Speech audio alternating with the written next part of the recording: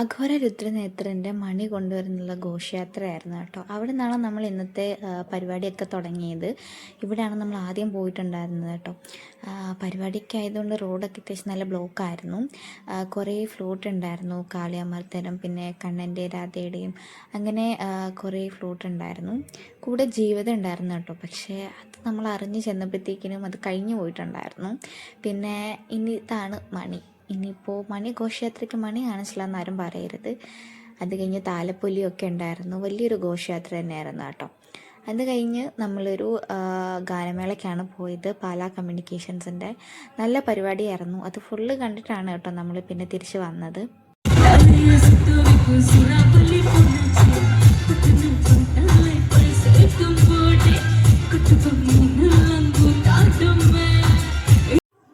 Last change song ആയപ്പോഴത്തേക്കിനും വെടിക്കെട്ടും കാര്യങ്ങളും ഒക്കെ ഉണ്ടായിരുന്നു.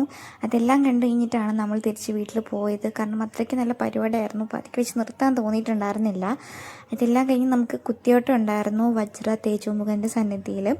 അതും കണ്ടു കഴിഞ്ഞിട്ടാണ് നമ്മൾ വീട്ടിലേക്ക് പോയത് കേട്ടോ. അപ്പോൾ ഇത്രയേ ഉള്ളൂ. ടാറ്റാ.